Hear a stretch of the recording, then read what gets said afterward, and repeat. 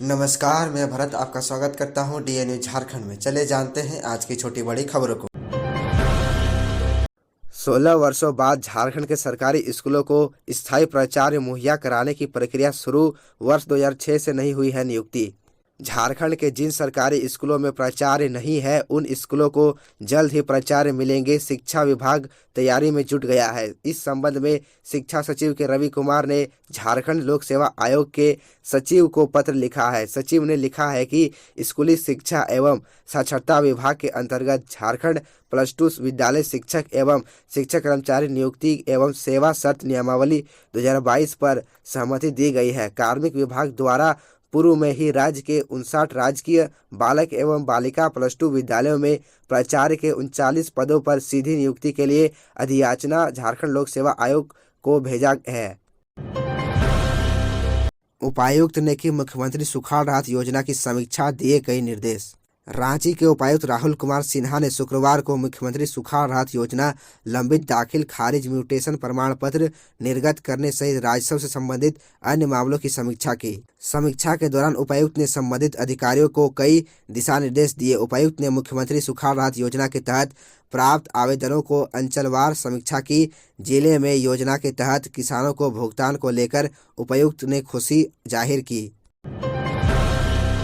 भारतीय कुश्ती महासंघ के अध्यक्ष की गिरफ्तारी की मांग, रांची में युवा राजद ने किया प्रदर्शन।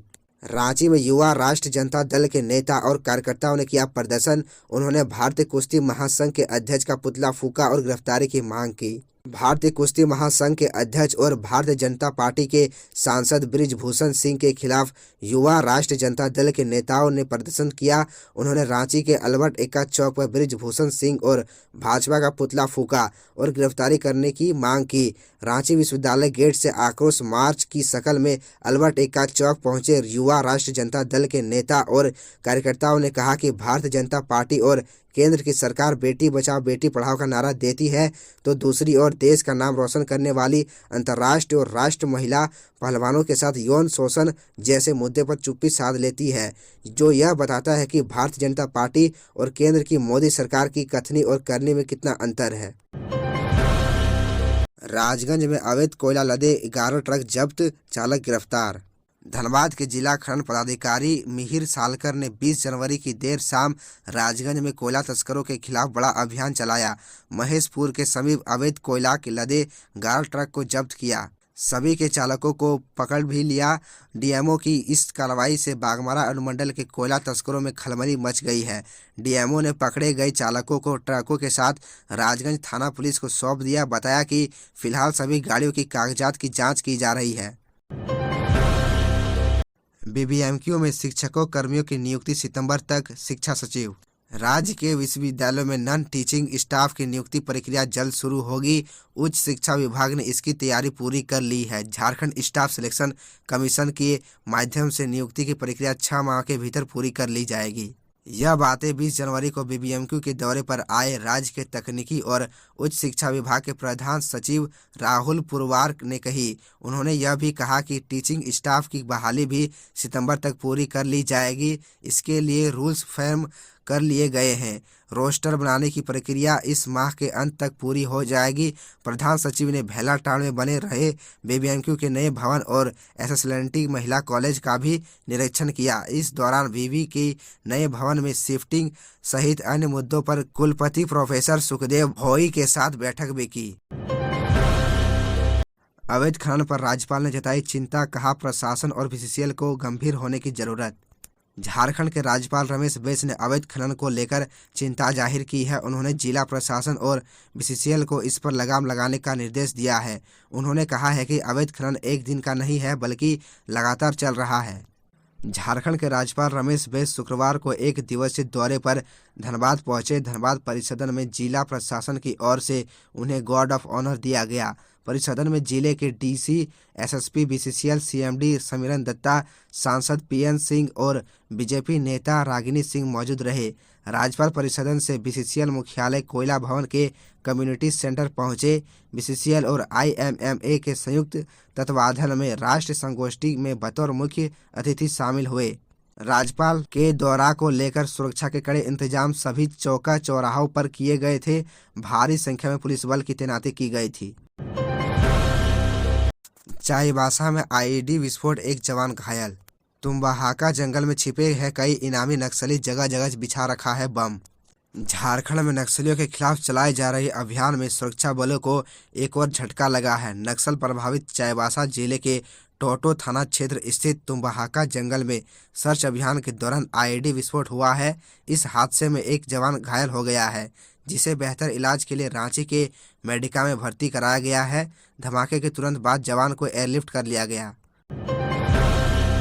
जल सुरक्षा को लेकर 21 जनवरी से रांची में राष्ट्रीय सेमिनार का आयोजन, 11 विशेषज्ञ बताएंगे उपाय। झारखंड की राजधानी रांची में शनिवार से 2 दिवसीय जल सुरक्षा वर्तमान एवं भविष्य की चुनौतियां विषय पर अखिल भारतीय राष्ट्रीय सेमिनार का आयोजन हो रहा है। इस सेमिनार में देश के विभिन्न राज्यों के 11 विशेषज्ञ इंजीनियर शिरकत कर रहे हैं। इस दौरान शामिल हो रहे करीब 300 प्रतिभागियों के साथ अनुभव साझा करेंगे। यह जानकारी राष्ट्र संयोजक सेमिनार समिति के शिवानंद राय ने दी। 21 जनवरी से रांची के डोरंडा स्थित नेपाल हाउस के अभियंत्रण भवन में इस सेमिनार का आयोजन हो रहा है। द इंस्टीट्यूशन ऑफ इंजीनियर्स की ओर से आयोजित इस सेमिनार का विषय जल सुरक्षा वर्तमान एवं भविष्य की चुनौतियां रखा गया है।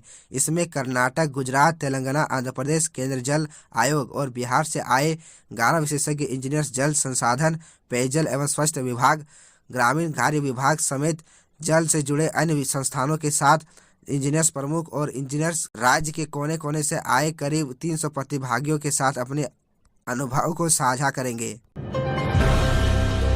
झारखंड सरकार ने विद्युत उपभोक्ताओं के लिए किया ऐसा काम, सुने पूरी खबर। विद्युत उपभोक्ताओं की सुविधा के लिए झारखंड सरकार काफ़ी गंभीर है। यही वजह है कि झारखंड बिजली वितरण निगम लिमिटेड JBVNL के रांची विद्युत आपूर्ति के क्षेत्र की ओर से ऊर्जा मेला का आयोजन किया है। यह आयोजन 21 जनवरी यानी शनिवार को किया जाएगा, जिसमें विद्युत उपभोक्ताओं की समस्याओं को हल किया जाएगा। बिजली कनेक्शन से लेकर बिल जमा करने तक की सारी जानकारियां भी दी जाएगी। बता दें कि ऊर्जा मेला 5 जिलों में लगाए जाएंगे, जिनमें रांची के अलावा लोहरदगा, गुमला, खूंटी और सिमडेगा शामिल है। गिरिडीह में खून के अवैध कारोबार में शामिल 2 आरोपी गिरफ्तार। गिरिडीह ब्लड बैंक में हो रहे खून के अवैध कारोबार ने फिलहाल शहर में सनसनी फैला दिया है। इतना ही नहीं, खून के इस अवैध कारोबार में शामिल 2 आरोपियों को नगर थाना पुलिस ने CCTV फुटेज के आधार पर शुक्रवार की शाम को दबोचा और अब उससे पूछताछ कर रही है कि वो दोनों किसके इशारे पर खून बेचने का काम कर रहे हैं। वैसे पुलिस सूत्रों की माने तो इस मामले में एक गिरोह का नाम भी सामने आया है, लेकिन पुलिस नाम बताने से इनकार कर रही है। इधर ब्लड बैंक में होते इस काले कारोबार का खुलासा होने के बाद रेड क्रॉस के सचिव राकेश मोदी ने पंचबा थाना प्रभारी को आवेदन देकर आरोपियों के खिलाफ कार्रवाई की मांग किया है। तो झामुमो अध्यक्ष संजय सिंह ने मामले को गंभीर बताते हुए कहा कि ऐसे लोगों के खिलाफ जिला प्रशासन कड़ी कार्रवाई करे। खून का अवैध कारोबार कहीं से भी समाज के लिए सही नहीं है। राशि लेकर PM आवास पूर्ण नहीं करने वालों पर सख्ती, आवास पूर्ण करने के लिए मिला 7 दिन का समय। शुक्रवार को देवघर नगर निगम में प्रधानमंत्री आवास योजना शहरी के चतुर्थ घटक की समीक्षा बैठक नगर आयुक्त सह प्रशासक शैलेंद्र कुमार लाल की अध्यक्षता में हुई। बैठक में मुख्य रूप से वैसे लाभुक जो किस्त की राशि लेकर भी काम नहीं कर रहे हैं, उन्हें नोटिस देते हुए कार्य जल्द से जल्द पूर्ण करने का निर्देश दिया गया। इसके अलावा जो लाभुक किस्त की राशि लेने के पश्चात आवास निर्माण कार्य में रुचि नहीं दिखा रहे हैं, उन्हें अंतिम नोटिस देते हुए सरकारी राशि वसूले एवं उनके विरुद्ध सर्टिफिकेट केस का निर्देश दिया गया। बैठक बताया गया कि पूर्व में 324 लाभुकों का आवास प्रत्यार्पण किया गया है। सभी वार्ड सर्वेयर, सामुदायिक संगठनकर्ता को स्पष्ट निर्देश दिया गया है कि रूफ स्टेज पर वाले आवास को 7 दिन के अंदर युद्ध स्तर पर पूर्ण करने तथा लंबित जियो टैग को जल्द से जल्द करने को कहा गया। वर्तमान में अभी कुल 15,594 आवास स्वीकृत है, जिसमें से 9,081 आवास पूर्ण हो चुका है तथा 6,513 का कार्य प्रगति पर है, जिनमें 94 non starter, 3,365 foundation, 2,218 Linton, 836 roof stage पर है। बैठक में तकनीकी विशेषज्ञ नवनीत राज, सुमन कुमार, सभी सामुदायिक